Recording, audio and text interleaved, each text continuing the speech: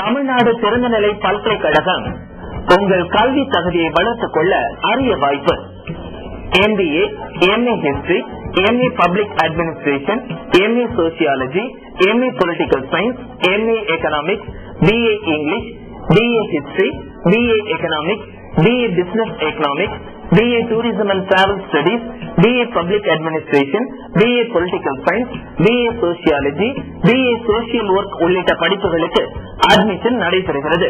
தொடர்புக்கு சேவை institute of continuing education, Kalaiyarangam campus, cantonment 21.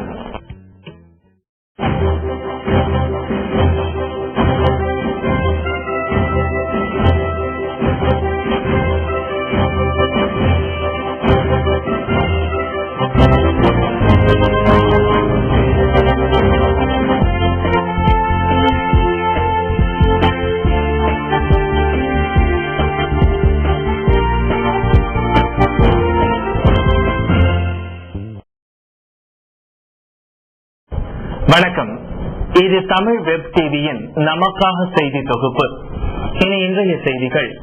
Trichy Madurai தேசிய நெடுஞ்சாலையில் கிராப்பட்டி பகுதியில் புதிய சாலை மேம்பாலம் கட்டும் பணிக்கு அடிக்கல் நாட்டு விழா நடைபெற்றது. திருச்சி மதுரை தேசிய நெடுஞ்சாலையில் உள்ள கிராப்பட்டியில் புதிய சாலை மேம்பாலம் கட்டும் பணிக்கு அடிக்கல் நாட்டு விழா போக்குவரத்து துறை அமைச்சர் KN நேரு தலைமையில் நடைபெற்றது. இவ்விழாவில் கலந்து கொண்ட நெடுஞ்சாலை மற்றும் சிறு துறைமுகங்கள் துறை அமைச்சர் சுவாமிநாதன் சாலை மேம்பாலத்திற்கு அடிக்கல் நாட்டிய பிறகு பேசும் பொழுது, 5 ஆண்டு காலத்தில் திமுக அரசு பொறுப்பேற்ற பிறகு ரயில்வே கடவுகளில் 104 மேம்பாலங்கள் கட்ட தமிழக அரசு முயற்சி எடுத்துள்ளது என்றும், தமிழகத்தில் திமுக அரசு பொறுப்பேற்ற பிறகு 28 பாலங்கள் மக்களின் பயன்பாட்டிற்காக கொண்டு வரப்பட்டுள்ளன என்றும், திருச்சி ஜங்ஷன் ரயில்வே மேம்பாலம் பல்வேறு பிரச்சனைகளுக்கு பிறகு 74 கோடி ரூபாய் செலவில் 4 வழி பாலமாக அமைய உள்ளது.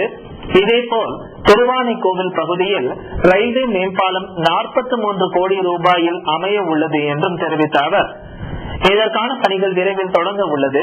இதேபோல 1046 பாலங்களும் 3800 சிறு பாலங்களும் திமுக ஆட்சியில் கட்டி முடிக்கப்பட்டுள்ளது என்றும் தெரிவித்தார். இந்நிகழ்ச்சியில் மாநிலங்களவை உறுப்பினர் சிவா, மாவட்ட ஆட்சித்தலைவர் மகேசன் காசிராஜன், சட்டமன்ற உறுப்பினர்கள் அன்பில் பெரியசாமி, KN சேகரன், சவுந்தர பாண்டியன் உள்ளிட்ட பலர் கலந்து கொண்டனர்.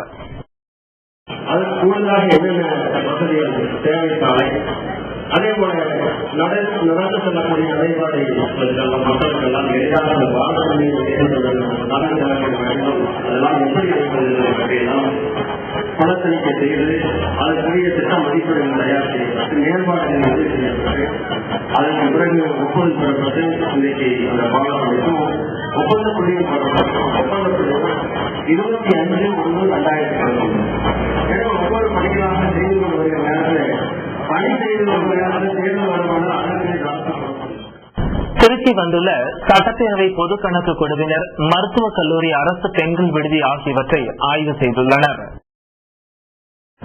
திருச்சியில் தமிழ்நாடு சட்டப்பேரவை பொது கணக்கு குழுவினர் தலைவர் ரங்கராஜன் தலைமையில் கண்டோன்மென்ட் பகுதியில் அமைந்துள்ள ஆதி திராவிட மாணவர்கள் விடுதி மற்றும் கியாபி விஸ்வநாதன் மருத்துவக் கல்லூரியில் உள்ள உணவு, இருப்பிட வசதிகள் உள்ளிட்ட இடங்களில் ஆய்வு செய்தனர். இதைத் தொடர்ந்து செய்தியாளர்களை சந்தித்த பொது கணக்கு குழு தலைவர் ரங்கராஜன், திருச்சியில் அரசு மருத்துவக் கல்லூரி மற்றும் ஆதி திராவிடர் மாணவிகள் விடுதி போன்ற இடங்களை ஆய்வு செய்தோம். இதில் செயல்படுத்தப்பட வேண்டிய திட்டங்கள் மற்றும் பணிகளை மதிப்பீடு செய்து அந்தந்த துறை அமைச்சர்களிடம் அறிக்கை அளிக்க உள்ளோம் என்றும், திருச்சி அரசு பொது மருத்துவமனையில் அரசு நிதியினால் புதிய எக்ஸ்ரே கருவிகள் மற்றும் புதிய திட்டங்கள் நிறைவேற்றப்பட்டுள்ளன. இதேபோல் அரசு மருத்துவமனையை ஸ்பெஷாலிட்டி மருத்துவமனையாக மாற்ற வேண்டும் என்ற கோரிக்கை உள்ளது. இதை உரிய அமைச்சர்களிடம் வலியுறுத்துவோம் என்றும் தெரிவித்தார். இதன் பிறகு கலையரங்கம் கூட்டமன்றத்தில் நடைபெற்ற வளர்ச்சிப் பணிகள் குறித்த ஆய்வில் சட்டமன்ற உறுப்பினர்கள் ராம் பிரபு, அன்பில் பெரியசாமி, KN சேகரன், மாவட்ட ஆட்சித்தலைவர் மகேசன் காசிராஜன், மாநகராட்சி ஆணையர் பால்சாமி மற்றும் பொது கணக்கு குழு உறுப்பினர்கள் கலந்து கொண்டனர். ஆகியோருடன் கலந்து பேசியிருக்கின்றோம். இன்னும் பொதுமக்களுக்கு பயன்பெறக்கூடிய வகையில் இந்த மருத்துவமனை செயல்படுவதற்கு என்னென்ன திட்டங்கள் வேண்டுமோ அத்தனையும் கேட்டிருக்கிறோம். அதை இந்த குழுவினுடைய பரிந்துரையாக நாகப்பட்டினத்தில் நடைபெற்ற பள்ளி சீரமைப்பு மாநாட்டில் கல்வித்துறை அமைச்சர் தங்கம் தென்னரசு, பால்வளத்துறை அமைச்சர் மதிவாணன் ஆகியோர் பங்கேற்றனர். பள்ளி கல்வித்துறை சார்பில் நாகப்பட்டினத்தில் நடைபெற்ற பள்ளி சீரமைப்பு மாநாட்டில் கல்வித்துறை அமைச்சர் தங்கம் தென்னரசு, பால்வளத்துறை அமைச்சர் மதிவாணன் ஆகியோர் கலந்து கொண்டு மாநாட்டின் நோக்கம் மற்றும் தமிழக கல்வித்துறையின் வளர்ச்சி பற்றி எடுத்துரைத்தனர். நாகை மாவட்ட ஆட்சித்தலைவர் முனியநாதன் தலைமையில் நடைபெற்ற பள்ளி சீரமைப்பு மாநாட்டில் கலந்து கொண்டு தமிழக கல்வித்துறை அமைச்சர் தங்கம் தென்னரசு பேசினார்.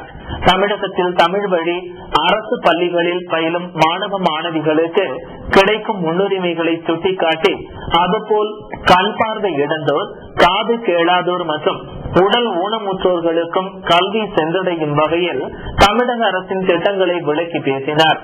பிறகு அவர் சரித்திரத்தை மாற்றுகின்ற வல்லமை ஆசிரியர்களுக்கு உண்டு என்றும், ஆசிரியர்களுக்கும் சமூகத்திற்கும், ஆசிரியருக்கும் பெற்றோருக்கும், ஆசிரியருக்கும் மாணவனுக்கும் இடையே உள்ள உறவை வெளிப்படுத்தும் வகையில் இந்த மாநாடு அமைக்கப்பட்டுள்ளது என்றும் தெரிவித்தார். மாநாட்டு மலரை தமிழக கல்வித்துறை அமைச்சர் தங்கம் தென்னரசு வெளியிட தமிழக பால்வளத்துறை அமைச்சர் மதிவாணன் அம்மலரை பெற்றுக் கொண்டார். ஈரோட்டில் மத்திய அரசு திட்டங்களை விரைந்து செயல்படுத்த கோரி இளைஞர் காங்கிரஸ் நிர்வாகிகள் மாவட்ட ஆட்சித்தலைவரிடம் மனு அளித்துள்ளனர். ஈரோடு மக்களவை தொகுதி இளைஞர் காங்கிரஸ் நிர்வாகிகள் மாவட்ட ஆட்சித்தலைவர் சவுண்டையாவை சந்தித்து ஈரோடு மாவட்டத்தில் செயல்படுத்தப்பட்டு வரும் மத்திய அரசு திட்டங்களை விரைந்து முடிக்க நடவடிக்கை எடுக்க வேண்டும் என்றும், புதிதாக கட்டப்பட்டு வரும் மினி பேருந்து நிலையத்திற்கு காமராஜர் பெயரை சூட்ட வேண்டும் என்றும் கேட்டுக் கொண்டனர். ஈரோடு மக்களவை தொகுதி இளைஞர் காங்கிரஸ் தலைவர் சுரேஷ் தலைமையில் வழக்கறிஞர் பிரிவு பிரமுகர் ராஜேந்திரன், சிறுபான்மை பிரிவு பிரமுகர் அர்ஷத் உள்ளிட்ட பலர் மாவட்ட ஆட்சித்தலைவரை சந்தித்து மனு கொடுத்துள்ளனர். விளம்பர இடைவேளைக்கு பிறகு செய்திகள் தொடரும்.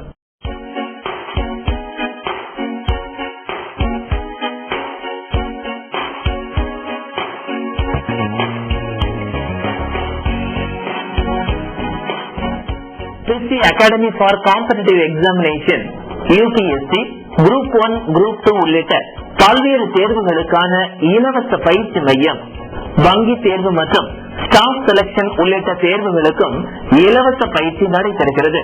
தேவையான நூலகம், இன்டர்நெட் வசதி என சகல வசதிகளுடன் இலவச பயிற்சி மையம். தொடர்புக்கு பிரேஸ் கலையரங்க வளாகம், திருச்சி. இது மாவட்ட நலப்பணி குழுவின் ஓர் அங்கம். மனோன்மணியம் சுந்தரனார் பல்கலைக்கழகம் உயர்கல்வி பயில வாழ்வில் வெற்றி பெற BA Tamil, BA English, BCom, MA Tamil, MA English, MA sociology உள்ளிட்ட பல்வேறு படிப்புகளுக்கு குறைந்த கட்டணத்தில் அட்மிஷன் நடைபெறுகிறது. தொடர்புக்கு மனோன்மணியம் சுந்தரனார் பல்கலைக்கழகம், சேவை institute of continuing education, Kalaiyarangam theatre campus, cantonment, Trichy 1. செய்திகள் தொடர்கின்றன. ஈரோடு மாவட்டம் பெருந்துறை அருகே அரிய வகை வன விலங்குகளை அடைத்து வைத்திருந்த விவசாயி ஒருவரை வனத்துறையினர் கைது செய்துள்ளனர். ஈரோடு மாவட்டம் பெருந்துறை அருகே புலவர் பாளையத்தை சேர்ந்த பழனிசாமி தனது தோட்டத்தில் அரிய வகையான 2 வெள்ளை மயில்கள், 3 மஞ்சள் நிற கிளிகள், 1 புள்ளிமான் மற்றும் வெளிநாட்டு வெள்ளை புறா ஆகியவற்றை வளர்த்து வந்துள்ளார். இது பற்றி தகவல் அறிந்த வனத்துறையினர் அங்கு சென்று சட்டவிரோதமாக வன உயிரினங்களை வளர்த்து வந்த பழனிசாமியை கைது செய்து அவரை வன உயிரின பாதுகாப்பு சட்டத்தின் கீழ் சிறையில் அடைத்துள்ளனர். அவரிடமிருந்து வெள்ளை மயில், புள்ளிமான் ஆகிய வன உயிரினங்களை பறிமுதல் செய்து அவற்றை சென்னை வண்டலூரில் உள்ள பூங்காவிற்கு கொண்டு செல்ல நடவடிக்கை எடுத்து வருகின்றனர்.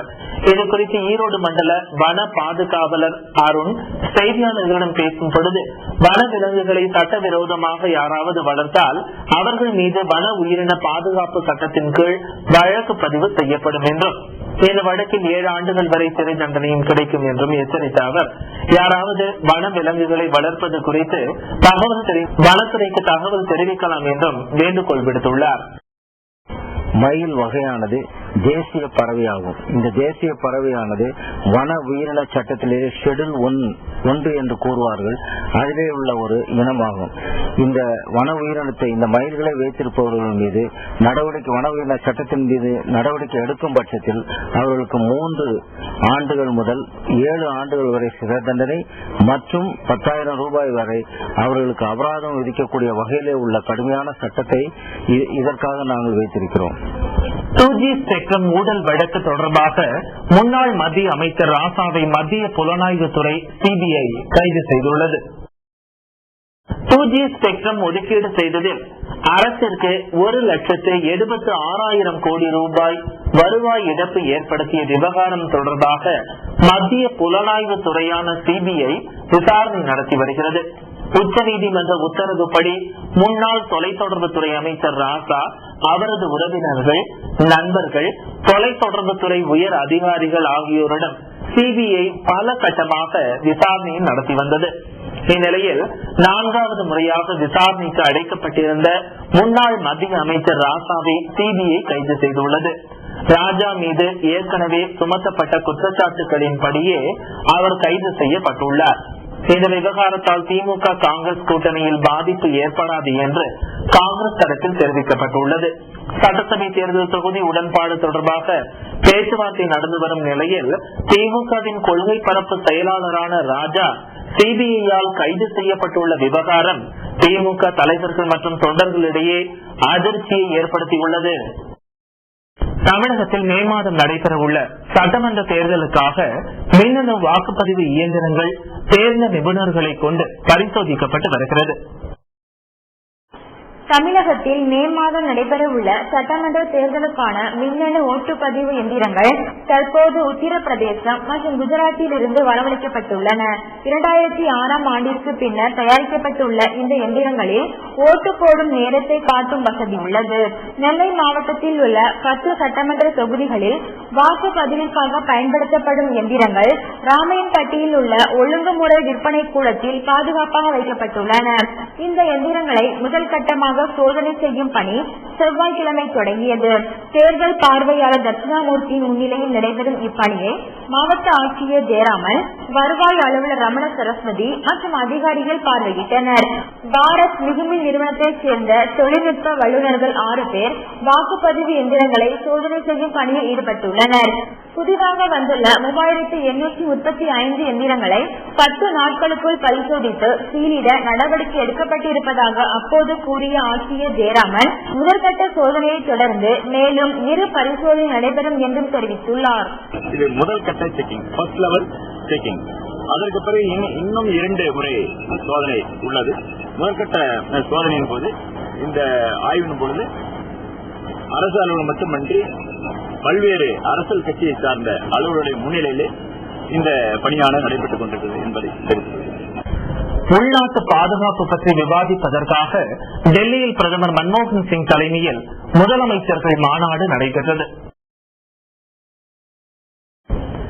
இக்கூட்டத்தில் பிரதமர் பேசும் பொழுது நக்சல் தீவிரவாதம், எல்லை தாண்டிய தீவிரவாதம், பழமைவாத தீவிரவாதம், இன மோதல் ஆகியவற்றால் நாடு சந்தித்து வரும் சவால்கள், மிரட்டல்கள் தொடர்கின்றன என்றும் 2009ஆம் ஆண்டை விட 2010ஆம் ஆண்டில் நக்சலைட்டுகளின் வன்முறைகளும் அவர்களால் ஏற்படுத்தப்பட்ட உயிரிழப்புகளும் குறைந்துள்ளன என்று கூறிய அவர், போலீசாருக்கும் மக்களுக்கும் இடையே உள்ள அவநம்பிக்கையை போக்க மாநில அரசுகள் நடவடிக்கை எடுக்க வேண்டும் என்றும், போலீசாரை மக்கள் நண்பர்களாக பார்த்தால் மட்டுமே சட்டவிரோத செயல்கள் பற்றி தங்களுக்கு கிடைக்கும் தகவல்களை மக்கள் தெரிவிப்பார்கள் என்றும், மக்களுக்கு சேவை செய்யும் மனப்பான்மையை போலீசாருக்கு ஏற்படுத்த வேண்டும் என்றும் மாநில முதலமைச்சர்களிடம் வலியுறுத்தினார். மாநாட்டில் மத்திய உள்துறை அமைச்சர் ப. சிதம்பரம் பேசுகையில், தீவிரவாத தாக்குதலுக்கு இந்தியா இப்போதும் இலக்காகி இருக்கிறது. எனவே பாகிஸ்தானில் இருந்து தீவிரவாதிகள் ஊடுருவும் முயற்சியை முறியடிக்க வேண்டும் என்று தெரிவித்திருக்கிறார். காரைக்காலில் ஒருங்கிணைந்த நீதிமன்றம் கட்டித்தர வலியுறுத்தி வழக்கறிஞர்கள் காலவரையற்ற வேலைநிறுத்த போராட்டத்தில் ஈடுபட்டுள்ளனர். காரைக்காலில் ஒருங்கிணைந்த நீதிமன்றம் கட்டித்தர வலியுறுத்தி காரைக்கால் மாவட்ட வழக்கறிஞர்கள் பல நாட்களாக போராடி வருகின்றனர். கடந்த 2005ஆம் ஆண்டு ஒருங்கிணைந்த நீதிமன்றம் கட்டுவதற்கு இடம் தேர்வு செய்யாமலே புதுச்சேரி அரசு அடிக்கல் நாட்டு விழாவை நடத்தியது. ஆனால் இதுவரை நீதிமன்ற வளாகம் கட்ட இடம் தேர்வு செய்யப்படாமலும் கட்டிடம் கட்டுவதற்கான எந்தவித முயற்சியும் மேற்கொள்ளப்படாமலும் உள்ளதால் வழக்கறிஞர்கள் பல முறை நீதிமன்ற புறக்கணிப்பு உள்ளிட்ட பல்வேறு போராட்டங்களை நடத்தி வந்தனர். அவ்வப்போது புதுச்சேரி அரசு வாக்குறுதிகளை மட்டும் வழங்கி வந்தது. இதனால் கோபமடைந்த காரைக்கால் மாவட்ட வழக்கறிஞர்கள் தொடர் நீதிமன்ற புறக்கணிப்பு செய்யவும் உண்ணாவிரதம் உள்ளிட்ட போராட்டங்களை நடத்தவும் முடிவு செய்து கால வரையறையற்ற நீதிமன்ற புறக்கணிப்பு போராட்டத்தை தொடங்கியுள்ளனர். இதனால் நீதிமன்ற பணிகள் வெகுவாக பாதிக்கப்பட்டிருக்கிறது. காரைக்கால் வழக்கறிஞர் சங்கத்தை சார்ந்த நாங்கள் காரைக்காலில் உள்ள அனைத்து நீதிமன்றத்தையும் இன்று முதல் புறக்கணிக்க முடிவு செய்துள்ளோம். போராட்டத்தின் ஒரு கட்டமாக வரும் வியாழன் மற்றும் வெள்ளி இரு தினங்கள் காரைக்கால் மாவட்ட நீதிமன்ற வாயிலில் உண்ணாவிரதம் இருப்பதாக முடிவு செய்துள்ளோம். திமுக ஆட்சி மீது பொதுமக்களுக்கு அதிருப்தி ஏற்பட்டுள்ளது என புதிய தமிழகம் கட்சியின் நிறுவனர் டாக்டர் கிருஷ்ணசாமி திருச்சியில் நிருபர்களிடம் கூறினார். திருச்சியில் செய்தியாளர்களிடம் பேசிய புதிய தமிழகம் கட்சியின் நிறுவனர் டாக்டர் கிருஷ்ணசாமி, திமுக ஆட்சியில் போடப்பட்ட இலவச திட்டங்கள் மக்கள் மனதில் பதியவில்லை. பொருளாதாரத்தில் தமிழகம் மிகவும் பின்தங்கி உள்ளது. மின்வெட்டு, விலைவாசி உயர்வு போன்ற பல்வேறு பிரச்சனைகளால் திமுக ஆட்சி மீது பொதுமக்கள் அதிருப்தியில் உள்ளனர். எனவே வரும் சட்டமன்ற தேர்தலில் திமுக ஆட்சியை அகற்றிவிட்டு அதிமுகவிற்கு வாக்களிக்க பொதுமக்கள் தயாராக உள்ளனர். எனவே திமுக மீது பொதுமக்களுக்கு ஏற்பட்டிருந்த அதிருப்தி காரணமாக அதிமுக அமோக வெற்றி பெற்று ஆட்சியை பிடிக்கும் என்று அவர் தெரிவித்தார். கடந்த 5 ஆண்டு காலத்தில் திமுக ஆட்சி காலத்தில் தமிழக மக்களுக்கு வேலைவாய்ப்பற்ற இளைஞர்களுக்கு நிரந்தரமான வேலைவாய்ப்பை உருவாக்கக்கூடிய எந்த தொழிற்சாலைகளையும் உருவாக்கவில்லை. உருவாக்கிய ஒரு சில தொழிற்சாலைகளும் சென்னை மற்றும் திருவள்ளூர் மாவட்டத்தை சுற்றியே அமைக்கப்பட்டுவிட்டன. குறிப்பாக விழுப்புரத்துக்கு தெற்கே இருக்கக்கூடிய ஏறக்குறைய 25க்கும் மேற்பட்ட மாவட்ட இளைஞர்கள் வேலைவாய்ப்பு பெற்று இன்னும் பல்வேறு மாநிலங்களுக்கு அடைய வேண்டிய அவநிலை. இனி இன்றைய பங்குச்சந்தை நிலவரம். இந்திய பங்குச்சந்தை என்று ஏற்றத்தை சந்தித்தது. மும்பை பங்குச்சந்தையான சென்செக்ஸ் 68 புள்ளிகள் அதிகரித்து 18,090 புள்ளிகளில் நிறைவடைந்தது. தேசிய பங்குச்சந்தையான நிப்டி 14 புள்ளிகள் அதிகரித்து 5,432 புள்ளிகளாக முடிவடைந்தது. இனி இன்றைய ஆபரண தங்கம் மற்றும் வெள்ளியின் விலை நிலவரத்தை பார்க்கலாம். தங்கம் விலை இன்று சற்றே குறைந்துள்ளது. 22 கேரட் தங்கம் கிராம் ஒன்றின் விலை 1,864 ரூபாய்.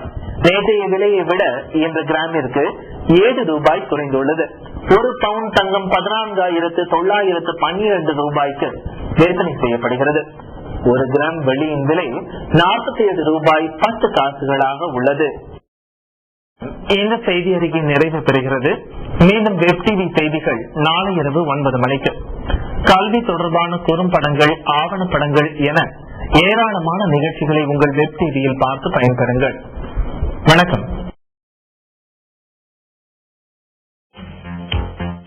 நேரு யுவகேந்திரா மற்றும் மாவட்ட நலப்பணிக்குழு சிஸ்டம் அமைப்பு இணைந்து நடத்தும் குறுகிய கால தொழிற்பயிற்சிகள், மாற்றுத்திறனாளிகள் உதவியாளர், செவிலியர் உதவியாளர், கம்ப்யூட்டர் பயன்பாடுகள், வீடியோகிராபி, மாஸ் கம்யூனிகேஷன், குழந்தைகள் பராமரிப்பாளர், டிடிபி உள்ளிட்ட அனைத்து படிப்புகளுக்கும் அட்மிஷன் நடைபெறுகிறது. தொடர்புக்கு சிஸ்டம் மையம், கலையரங்க வளாகம், கண்டோன்மெண்ட், திருச்சி 1.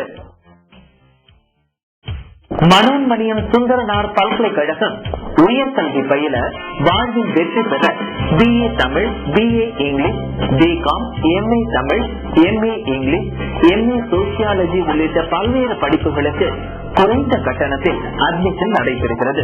தொடர்புக்கு மனோன்மணியம் சுந்தரனார் பல்கலைக்கழகம், சேவை institute of continuing education, Kalaiyarangam theatre campus, cantonment, Trichy 1. Tamil Nadu திறந்தநிலை பல்கலைக்கழகம் உங்கள் கல்வி தகுதியை வளர்த்துக் கொள்ள அரிய வாய்ப்பு. MBA, MA History, MA Public Administration, MA Sociology, MA Political Science, MA Economics, BA English, BA History, BA Economics, BA Business Economics, BA Tourism and Travel Studies, BA Public Administration, BA Political Science, BA Sociology, BA Social Work உள்ளிட்ட படிப்புகளுக்கு admission நடைபெறுகிறது. தொடர்புக்கு சேவை institute of continuing education, Kalaiyarangam campus, cantonment Trichy 1.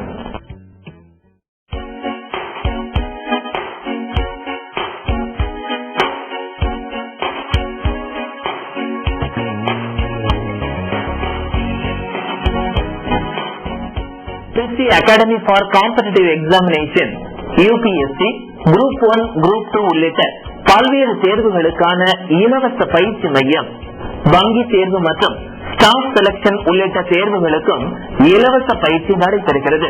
தேவையான நூலகம், internet வசதி என சகல வசதிகளுடன் இலவச பயிற்சி மையம். தொடர்புக்கு பிரேஸ் கலையரங்க வளாகம் திருச்சி. இது மாவட்ட நலப்பணி குழுவின் ஓர் அங்கம்.